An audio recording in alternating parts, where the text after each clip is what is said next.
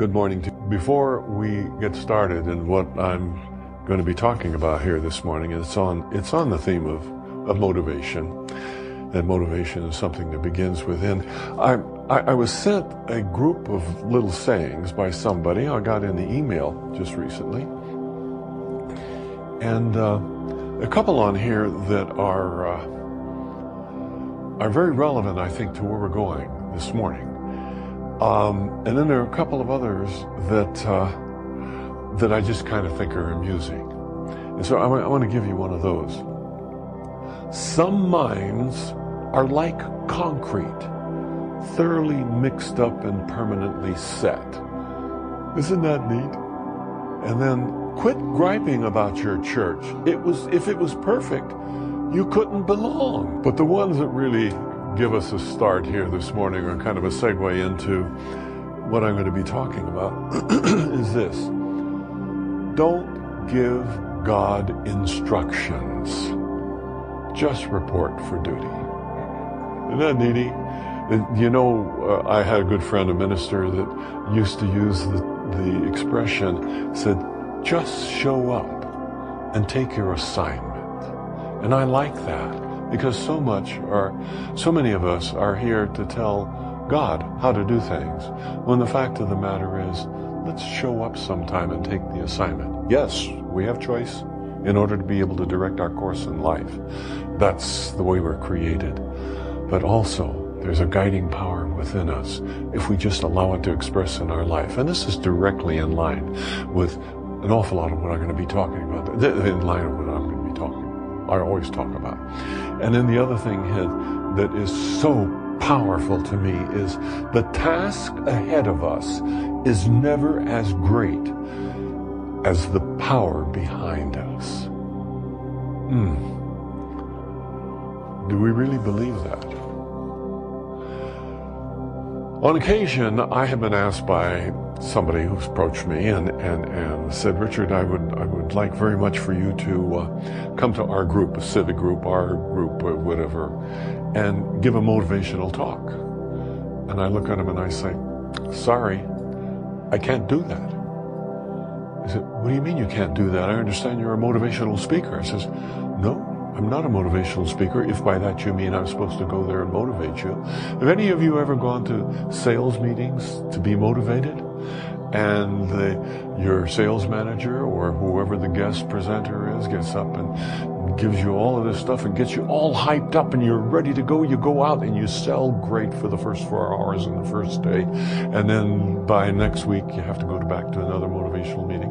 Well, that's really the way that is. And I tell them, no, I says, I cannot motivate anybody. I can only hope to inspire people by something that I may say might trigger an awareness within them or a new idea that may help to change their perception of things. That's a lot of words to say what I do, but it's really simply to present an idea that may resonate at some level within. And then out of that, there can become that which gets our moving. Motivation, simply, there's a lot of definitions. I looked them up. I have a whole sheet full at home, and I decided not to come and bore you with some of the motivations, the definitions of motivation. But I thought about it, and I think that motivation is just what gets us to do what we want to do. And it's that simple.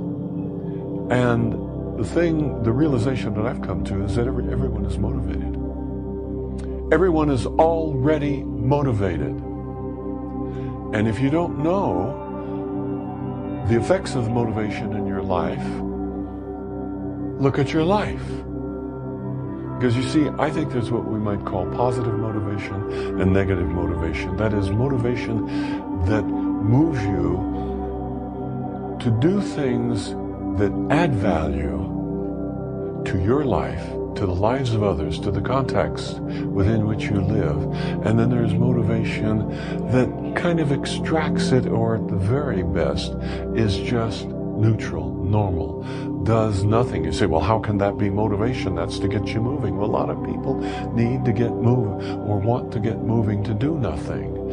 Or they get so busy, they're moving in so many different directions that nothing results as a result of that. What was it? Marcia and I, my wife and I, she's somewhere. Oh, there she is, wifey. We're talking just the other day, and I quoted to her something that popped into my mind that I was trying to think about the other night, and it finally came to me. It took a few days, but it came to me.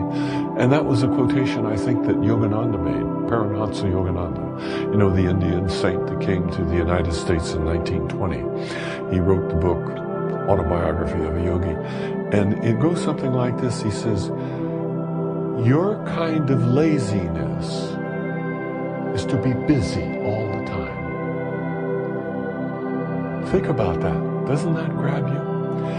Now, no one can be motivated, and yet I think everyone is self-motivated to some extent. You see, we always do what we would rather do than not do. And boy, would I argue with this at various times in my life. We always tend to do what we would rather do than not do. Every action that we take is some kind of a personal response or reaction to something that's going on in our life to fill some kind of a need or a desire. I remember a story that I heard about a young man. He was just out of school, and he was a smaller presence, a smaller frame, but a wiry young guy, and he wanted to go to work, and he heard that they were hiring down on the docks, that they needed men to load this particular ship. And so he went down and he talked to the head of the stevedores, and he says, I want to work. I hear you're looking for men to load this ship. And there were guys who were working there, and he says, yes, we are, but you'll never cut it. You're just too small and frail. And he says, I can handle anything that you have. And he kept bugging the boss, and the boss said, okay, you see that pile of anvils over there? Big anvil that, you know what anvils are, and the big steel things that blacksmiths work on. He says, load those. You go over and start loading those. And he turned back to his clipboard, and the young man went off, and the next thing you know, the boss hears this big splash, and he turns and he looks, and he noticed that the boy had fallen into the drink between the dock and the ship from the gangplank where he was loading, and he come bubbling up to the surface, and he says, throw me a line, help, throw me a line. And he went down again, and he comes up again, and he says, so help me, either you throw me a line or I'm going to drop this damn anvil. Now, that's motivation, and sometimes I think the point that we have, that we want to make with something like this, is that sometimes we can push ourselves to the point, be motivated to do something that grows out of an obsessive compulsive desire to accomplish things and compromise ourselves. And I'm not talking about that, but I think it's wonderful to be motivated, to have whatever that is in us that is some kind of a response to life to fulfill some kind of a need. How do we motivate ourselves positively? We know the negative motivations. We've seen those things. They're usually involved in avoidance and fear and that kind of stuff. But how do we motivate ourselves positively? Well, I think positive self-motivation begins with a transformation of our attitude, or a change of our attitude. And our attitude is a combination of various elements. It's what we think, what we feel, what we do, how we behave, how these all come together to give us an attitude that allows us to be clearly focused on something important in our life, and then to apply that. But in being motivated to do something, we need to be convinced, I think, that the benefits that are going to come as a result of what it is we want to experience far outweigh the price that we're going to pay for it. And that makes sense. And you know, let me go back just a little bit. Years ago, when I was not in the ministry too long, I mean, maybe 10 or 15 years. I've been in it for 36 years now. But I had the opportunity to happen, for whatever the reason, be in a context where I was dealt with a lot of people, some of them my very close friends, that were alcoholic, and then some that got into drugs. And some of you here may be able to relate to some of this yourself. And I wanted to learn as much as I could about this. I was asked to participate in an intervention, so I went to some training on that. And the next thing you know, I started studying about it, and I wanted to learn more and more. And in my studies, it's interesting, I came to the conclusion that the addict, the alcoholic, the overeater, you know, there are all kinds of different kinds of addictions, vacuum cleaning addiction, washing your hands too much addiction, all of these things. I kind of began to get the idea that whoever has this kind of compulsion, whatever one it happens to be, they really must feel that the addiction is worth whatever the price is that they're paying. And no, I studied John Bradshaw, and he's long gone now, I guess, but this is many years ago, and he was an alcoholic. He was a Catholic priest that finally left the priesthood, and then he became very active in the alcoholic community, the AA community. And he had a definition that I like very much. So let me see if I can remember it. He says, addiction is the obsessive compulsive attachment to something without which we don't feel we can survive. Think about that. Now, that may be pretty extreme. I can say, well, I can survive. Well, the obsessive compulsive attachment to something that we don't think we can do without. And that's really it. And you may not totally agree with that. And if you don't agree with that, that's fine. But take it and look at that and ask yourself, are there obsessive compulsive drives that I have that are inhibiting my ability to be able to be fully expressed in this life? And I think there are. Wow, is that a judgment on every one of you, isn't it? Well, not so much a judgment, I think, as an observation of people in my experience, and that includes me. I think that's a primary problem in civilization. The time when we finally overcome anything to which we are attached is the time when we are free, we are open. Then we can move into a full sense of the reality of who we are, which are, each one of us is a God child, made in the image and likeness that made everything else. But setting that aside, you may not like that broad categorization of you, but the change in lives come when we realize that the cost is just too great.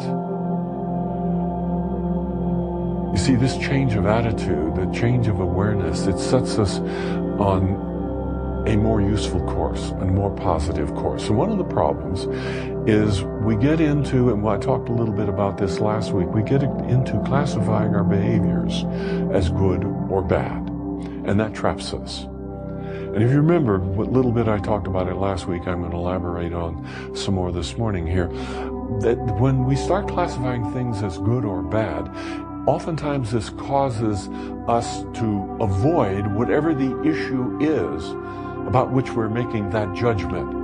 You see, if we look at something, say, in ourselves as this is bad, then what we've done is we don't want to associate with that is bad. And so it's like we encapsulate it over here and it doesn't get dealt with. If we just change the terminology that we use to examine whatever the incidents are in our life, like, for instance, the terms I used last week, stop looking at things as good and bad and think of useful and non-useful. That which adds value and that which maybe doesn't or extracts value. Do you see the difference there? Because to think in terms of useful or non-useful does not have a moral connotation associated with it, where bad or good does. You are morally okay. You are not morally okay. That creates such a separation. But this is useful and this is not useful. Now this allows us to look at what's going on. And you know, what you do, what you observe may be faulty. Maybe all kinds of mistakes that are involved in this. But there's the realization also that I, as a person, am okay. So I made a mistake. So what? And as you begin to understand this, you can extend that same kind of consideration to other people.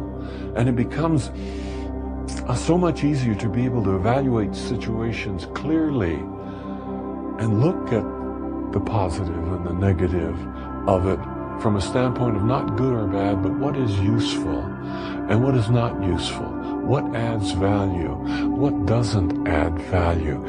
And out of that comes a kind of self-motivation, that something that gets you to move toward that which it is you want to experience in your life. And the reason that it leads to this kind of self-motivation is that shorn of the judgments that we so often carry with us, we begin to see that there's meaning and purpose in virtually everything that we do. And that gives you focus. One of my favorite 5-letter words, focus. Now, another part of all this is another word that is a problem to some people. And that word is the responsibility. Have you ever heard that word before? You see, is truly taking responsibility for your life. And oftentimes if you categorize things in the manner that I was talking about, good or bad, evil or not evil or whatever, it's hard to move in to the kind of responsibility that you need, where you own it, then you can deal with it. And a lot of times that allows you to just separate yourself from it. You create avoidance mechanisms. But in this taking a responsibility, first of all, you have the right and the responsibility to choose what you want to do with your life. And there may be a little feeling of resistance among some of you when you look back at your life and you realize that, you know, if my mother or father didn't do this, or the teachers didn't say that, or that damn minister that I had when I was going to the XYZ church over here had treated me a little bit different, I wouldn't be. If you can realize that much, then you're already beyond it. So don't use that as an excuse. You have the right and the responsibility to choose what you want to do with your life. God gave you free will.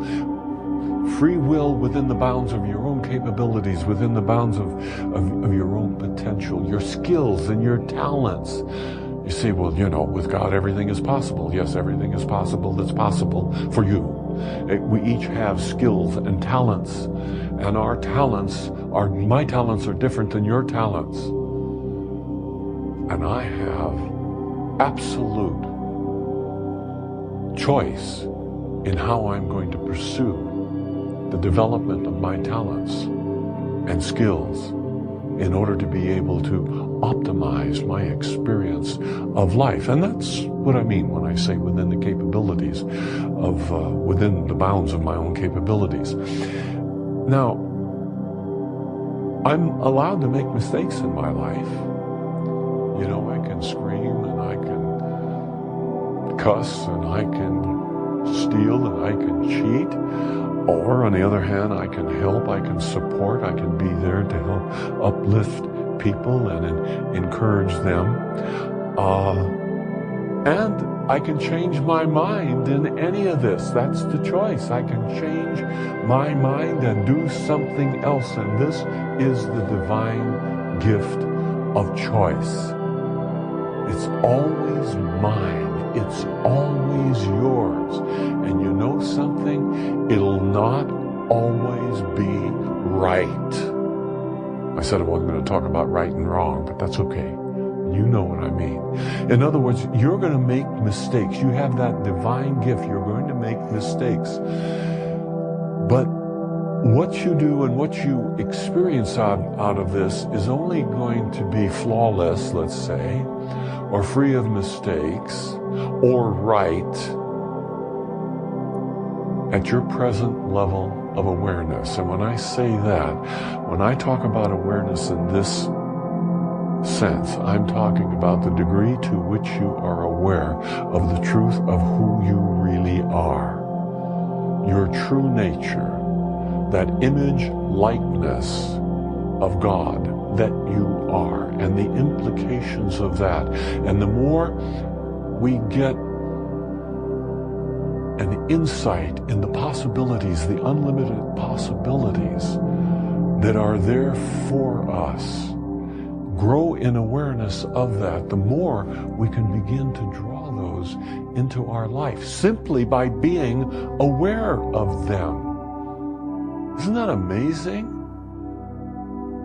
You know, a good command to give a friend of yours sometime, if he or she is doing something stupid, is just to say, wake up, or stop it. We talked about that recently, didn't we? And you say, oh, but can't you give me some mystical set of words or mantra that is going to conjure up the spirit of Guru Dudu from out there in the universe somewhere, going to come in and transform our life? No, it won't happen. You make the choice, and the transformation occurs within you. And as we begin to realize this, our awareness really has to do with the degree to which we know our own God-likeness. Then we realize that we are, in a sense, always doing the very best that we can under the circumstances. I had a teacher, a Sufi teacher, who talked a little bit about this in my class last Thursday night. He was a Sufi, and a variety of other kinds of things he incorporated into his system.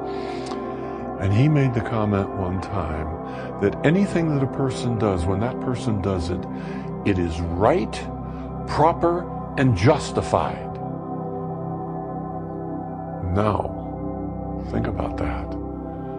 Boy, did that challenge me. Did I want to argue with that? Argue with it, okay, but think about it. The key is whatever a person chooses to do in that moment is right, proper, and justified. He may change his mind 10 minutes later, but in that moment, so in a sense, we really are doing the best that we can under the circumstances, aren't we? But when we can understand that, we can forgive ourselves, because we do have the choice to be able to change our mind about things and stop beating on ourselves for our mistakes or for our inability to live up to the potential that we know we have within us, and that we continually fall short of that. My younger son, which is now 52, 53 years old, I remember when he was a teenager one time, he had done something, and he was always one of these very self-critical kids. I don't know where that came from. And he still is, to some degree. But really, you know, it was hard for him to acknowledge his gifts, and he's so clever and so smart, and except for that self-critical, he takes after me in all those other ways. But he did something, and he did it very well, and I was just so pleased, and I complimented him about it, and he looked at it and he says, "But Dad, I didn't give it my best." I didn't quite know what to say. I probably gave him some words like some kind of pablum, you know, well, that's okay, next time try your best or try harder or something. But the fact of the matter is now, I would look at him and I would just say, "Stop that! Take the compliment. You did well. Acknowledge yourself." I wouldn't say stupid, but I sure feel like saying stupid. Do you see what I mean? How many times do we do that? How many times do we fall short of really acknowledging what it is that we are doing? Let's stop beating on ourselves. Let's stop bemoaning the fact that we made a mistake. Mistakes are wonderful if you use them. Mistakes provide us the opportunity to be able to wake up, to expand our awareness, to be able to release a lot of the emotional resistance and the suppressed stuff that we hold on to so much, like guilt and self-blame, those kinds of things. You own it. Take responsibility for it and move on. We're never going to be fully free until we accept full responsibility for our life and our actions and bring into play some self-forgiveness. And this means responsibility for every word, every thought, every deed, every decision, every action that we've taken. You know, we're going to pay the price for those things, or reap the benefits for every one of them. And we learn and we grow according to the nature and the consequences of our actions in life. In wrapping this up, I just want to say this kind of simply. Nothing that we do is right or wrong, good or bad. There's only that which adds value and takes value. Now, I know some of you can say there is evil, I've seen evil, I know, and I agree with you, but get the idea in a general sense. Nothing I do is right or wrong or good or bad, but there can be that which is useful and that which is not useful. There is that which is going to add value. There is that which is going to actually take value away from a system or context, something we're dealing with. And this is very useful terminology. It turns your mind around and opens you to be able to look at what's going on in your life without judgment. How can I encourage more of being able to express and live my life in this way? Well, there's some very simple things you can do. You can ask yourself some questions, and I want to leave you with just a few questions here. Actually, they're all pretty much the same question, or maybe two questions, but I'll go through them all. First of all, when you get ready to undertake some endeavor, and this is a key, to stop when you want to do something. Just don't spontaneously jump out there and start doing it before thinking about it. At least think about, what is it that I need to think about? That sounds silly, but I think you know what I mean. So very often we react to situations to do. Let's stop and say, okay, is there something to think about this? Is this a useful thing to do? Is this going to add value?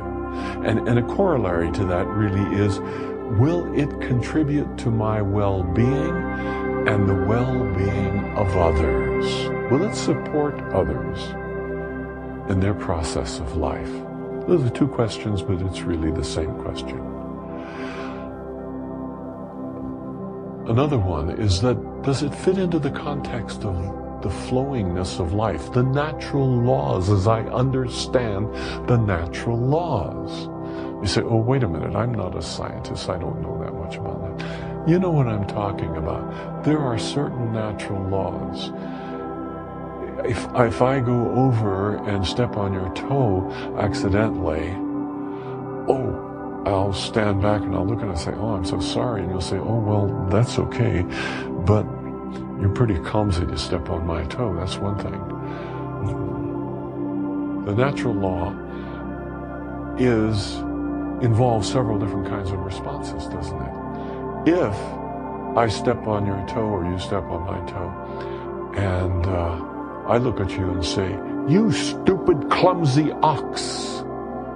See, that's another thing altogether. We look at what you're doing, think about a little bit what you're doing, and in this process, try to understand whether or not what you're doing is consistent with natural laws. You know, if you bring love into a situation, you're going to experience love out of that situation a lot more easily than if you bring antagonism and bitterness into whatever the interaction happens to be. You're almost always going to get a reaction of the same kind. So, is it in harmony with the natural laws as you understand them? And this final question, and really a couple of questions, but I'll put it into one. What is the price I must pay? And am I willing to take the consequences? Now let me summarize it just once again, because there are really two questions here. Is what I'm proposing to do useful? Does it add value to me and the circumstances and the results that are apt to come out of this have a certain price? Am I willing to take the consequences of what I pay to do that, what I've given to it? You see, by asking these kinds of questions of yourself, what you're doing is you're taking conscious control of your life and your affairs right now. You're awake. You're enhancing your awareness. And you grow into the awareness that you are more accountable, that you are the only one that's accountable for your life. And out of this you learn what it is to get, that's going to get you to do what you do in life. And that's motivation. That's where motivation is rooted. It's that drives you. It's the reason behind you doing what you do in life. And the biggest thing you learn from this, that it stems from within you. No one else. You see, there is a God presence, a spark, that spark of divinity that's at the center of every one of us. And it's constantly pushing on our consciousness saying, I'm here for you. Open up and let me express. It is constantly urging us, prompting us to be let loose in our life. Dr. Ernest Holmes has the statement that he says, I like very much, is one of the most challenging statements that I've ever come across, and I'm still challenged by it. And that is, God in me, as me, is me. God in you, as you, is you. Let's have a little prayer, shall we? Let's quiet ourselves. Know that there is this one power, this one presence, this one essence this one intelligence, this one mind. There is one life.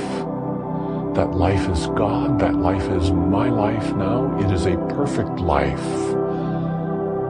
And what this life is, on this magnificent scale, this unlimited scale, this infinite scale of things, I am in my particular expression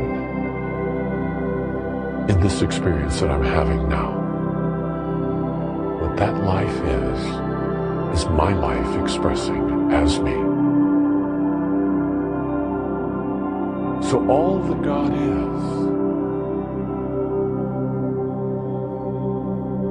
is the potentiality and possibility for me because it resides within me. I'm connected with it all. I live and move and have my being within this field of unlimited possibilities and opportunities, and so does everyone else here. It is in that realization that I know I can experience the wholeness of my being. I don't have to be healed. All I need is to awaken to the natural harmonies of the universe, of the divinity itself, and recognize their existence within me. And then I'm made whole in my expression. Now, I want to take a little bit of time and for you to do a little bit of individual work for yourself, as we did last week, and I do occasionally here, lead you in this. I want you to pick one particular incident or issue or problem or whatever it is that you're dealing with. Some desire that you're seeking to be able to get moving on in your life in a very positive way. Recognizing that the power behind it is always God. Just pick that and look at it for a moment. Don't do anything with it. Just look at it and define it in your mind.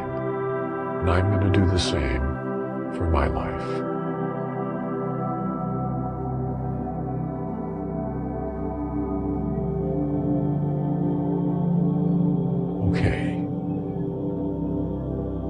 Do you have that fixed in mind, whatever that is? Maybe a healing for a friend. It may be the need you have for some kind of an expression. It may be a new job you're looking for. It may be a personal healing,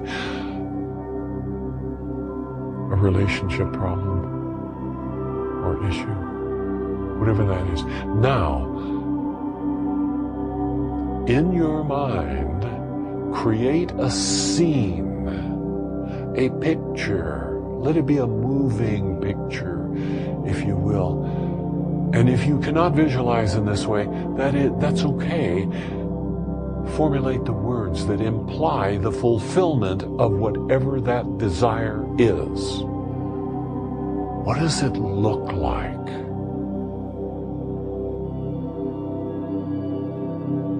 That desire fulfilled.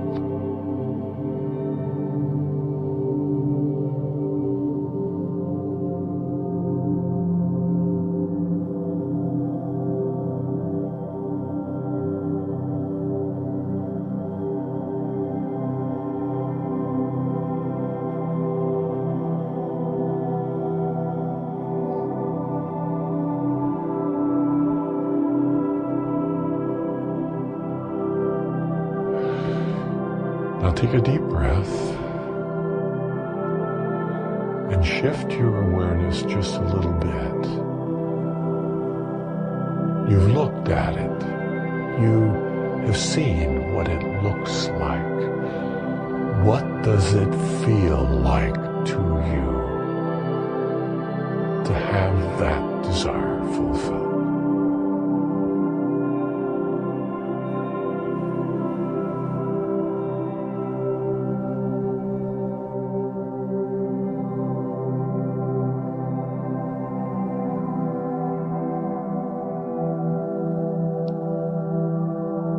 Now tell yourself silently, thank you, thank you, you.